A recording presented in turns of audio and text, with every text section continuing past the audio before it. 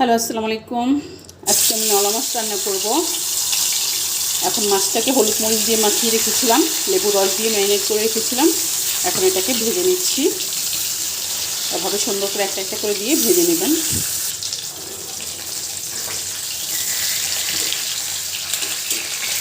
হয়ে গেছে মাছগুলো ভাজা। দেখুন, এভাবে সুন্দর করে ভেজে নেবেন। হয়ে গেছে মাছ ভাজা। এখন মাছ ভাজার তেলে পেঁয়াজটা দিয়ে দিলাম।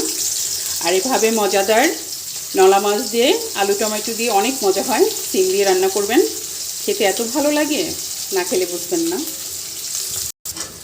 পেঁয়াজটা এরকম লাল লাল ভাজা হয়ে গেছে। এখন আদা রসুন বাটা দিয়ে দেবো। আপনার পরিমাণ মতো দিবেন। আমি 1 চামচের মতো 1.5 চামচের মতো দিয়েছি আদা রসুন বাটা। এটাকে দিয়ে সুন্দর করে ভেজে নেবেন।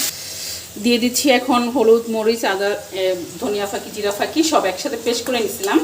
এটা একসাথে পেস্ট করে নিলে বাটা মশলার ঘেরান আসে। এভাবে করবেন, রান্না করবেন। দিয়ে দিচ্ছি একটু পানি, ভালো করে কষিয়ে নেবেন। যত কষাবেন তরকারি তত মজা হয়। মশলা কষানো হয়ে গেছে। এখন সিম আলু দিয়ে দিলাম। এটা দিয়ে ভালো করে কষিয়ে নেবেন, তারপর করবেন। আর ভিডিওটা ভালো লাগলে অবশ্যই একটা লাইক কমেন্ট শেয়ার করবেন। ইউটিউব চ্যানেলটাকে সাবস্ক্রাইব করবেন, পেজটাকে ফলো করবেন, পাশে থাকবেন। তরকারিটা কষানো হয়ে গেছে, দেখুন এরকম করে কষিয়ে নেবেন।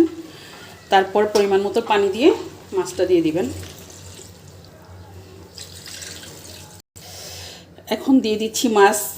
এই যে মাছগুলো আগে ভেজে রেখেছিলাম, এগুলো সব দিয়ে দিচ্ছি।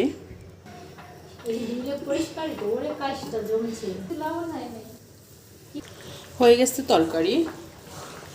এখন শুধু একটু ধনিয়া পাতা দিলে বাস, নামিয়ে ফেললে হয়ে যাবে। 5 মিনিট রাখবেন, হয়ে যাবে।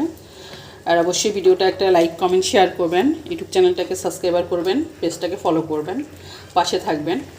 আর কমেন্ট করবেন নতুন নতুন কী ভিডিও দেখতে চান, এরকম সহজ সহজ। আর হইতেছে অবশ্যই ভালোবাসা দিবেন, পাশে থাকবেন। আর কি বলবো, আর নতুন কী ভিডিও দেখবেন কমেন্ট করবেন। আল্লাহ হাফেজ।